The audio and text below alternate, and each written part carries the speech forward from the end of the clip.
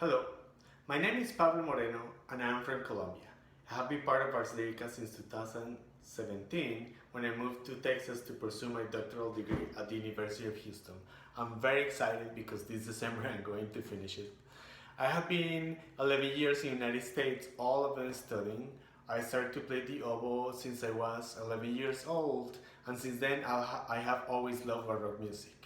When I came to the United States to study at the Oberlin Conservatory, I came across to the Baroque oboe and instantly fell in love with it. With Ars Lyrica, we had the opportunity to create an outreach program of recorder that was taking place before the pandemic. And in today's video, I will use the same format that we used during those lessons. Even though I'm not a record player, the oboe and the recorder have a lot in common. The fingerings are very similar and both of them are wind instruments. Luckily, the recorder doesn't require a double reed like the oboe does. Let's talk a little bit of what is the recorder. The recorder is part of a family of woodwind musical instruments in the group known as internal duck flutes, flutes with a whistle mouthpiece. Recorders are made in different sizes. The sizes most commonly in use today are the soprano and the alto recorder. We also have the tenor with the bass and the great bass. So the bigger the recorder is, the lower the register is, the smaller it is, the highest pitch it will be. Most of the time the recorders are made in wood. The recorder is first documented in Europe in the Middle Ages, and it continued to enjoy wide popularity in the Renaissance and Baroque periods. It was very little used in the classical romantic periods. However, in the 20th century, it started to be revived by the new historical informed performance movement, and also it became very popular as an educational instrument and amateur instrument. It is very notable that the recorder is very easy to blow and to make it sound. Historically, the sound of the recorder has been always described as clear and sweet and has been associated with birds and shepherds. Some of the composers that have written music for the recorder include Monteverdi, Lully, Purcell, Handel, Vivaldi, Telemann, Johann Sebastian Bach, Paul Hindemith, Benjamin Britten, Leonard Bernstein, Luciano Berio, and Arvo Pärt. Today, we'll be using a soprano recorder. You can have access to one of these one very easy. You can find it online for $6, just like this one. Or if you want a fancier one, the prices varies between $300 to $600. Today we are going to be learning a little piece of one of the books of Anna Magdalena Bach. In the Baroque era, it was very common for all of the families to have a house album.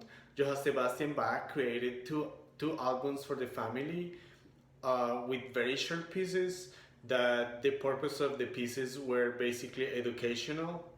In the books it says some of the pieces are registered as the composer Anna Magdalena Bach and some of them as Johann Sebastian Bach. And recent studies have said that two of the most well-known pieces of Johann Sebastian Bach, which is the aria of the Golden Variations and the six cello suites, could be Anna Magdalena's Bach compositions, but there is no proof of that yet.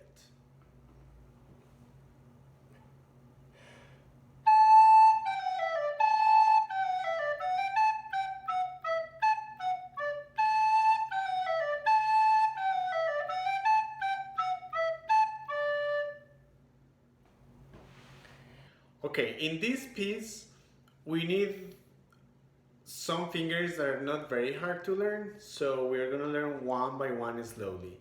The first fingering that we need to learn is A, which is finger 1 and 2. All of them are covering the hole in the back of the recorder. So remember, finger 1 and 2. That's the first note, A.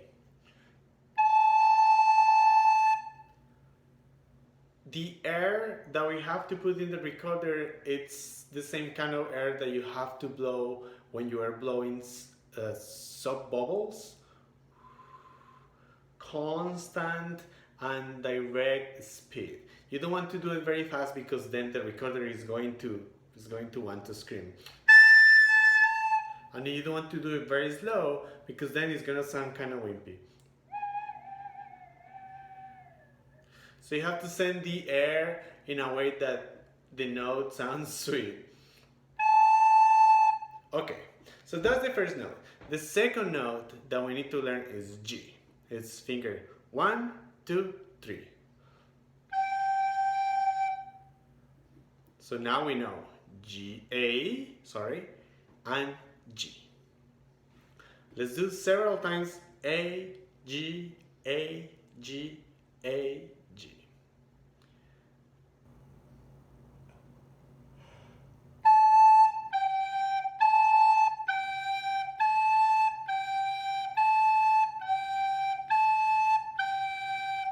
For every note, I'm saying also with my tongue, two, two, two, two, two, two. Okay, the next note that we need to know is F sharp. This finger is a little bit confusing, but we will learn it. So it's from the right hand, second finger, third finger. All of them covering the back hole. So let's practice F sharp 1 second. Again. Great. So now let's practice A, G, F, A, G, F. 1, 2, 3, 4.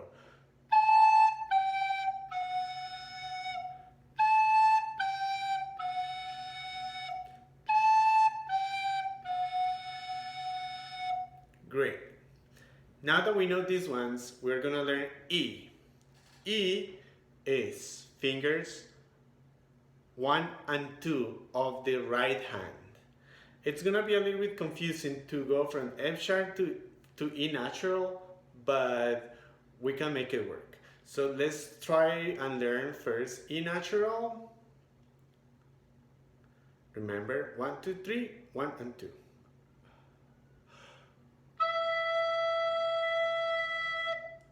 Again. Great. So now let's target E natural to F sharp. We are gonna do it slowly. We're gonna do E, F, E, F. Let's do it 2 times. 1, 2, 3, 4.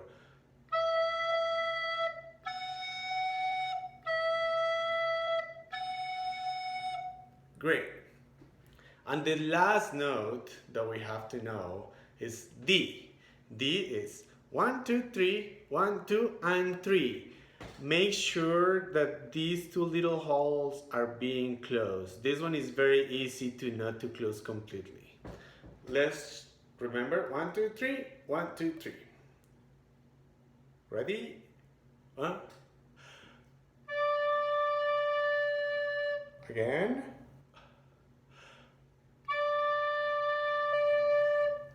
Great. So now we're gonna do F sharp, E, D. 1, 2, 3, 4.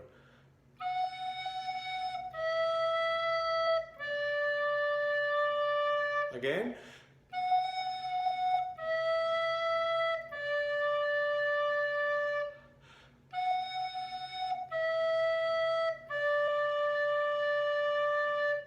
Great. So now we know all of the notes that we need for the piece.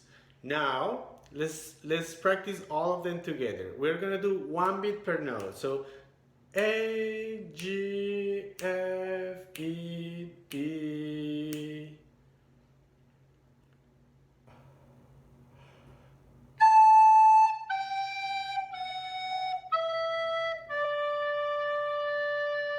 do it again.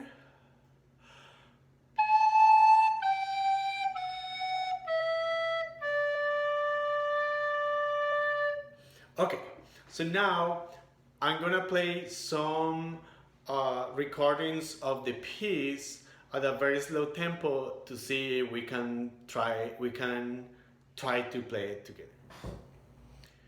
The recording is gonna have 2 beats before telling us what the tempo is gonna be. The piano is gonna play 2 times the note D.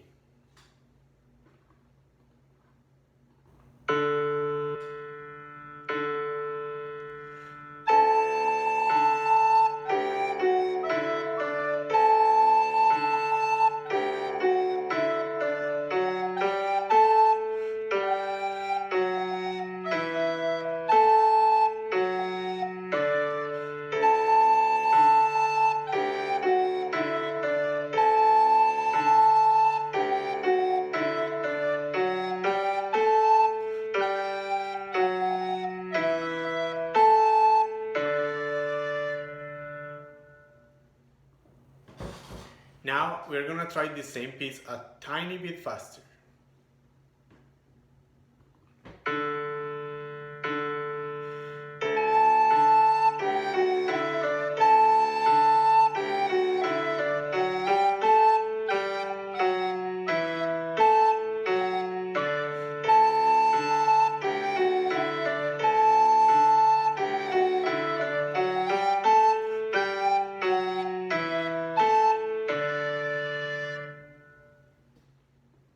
Now we're gonna try the piece at our final tempo.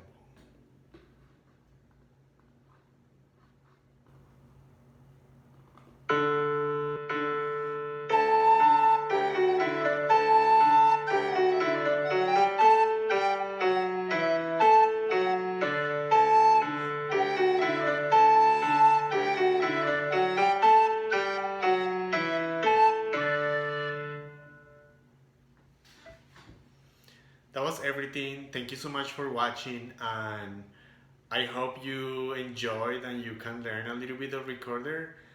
I cannot wait to see you in our concerts in the future when life comes back to normal. Ciao!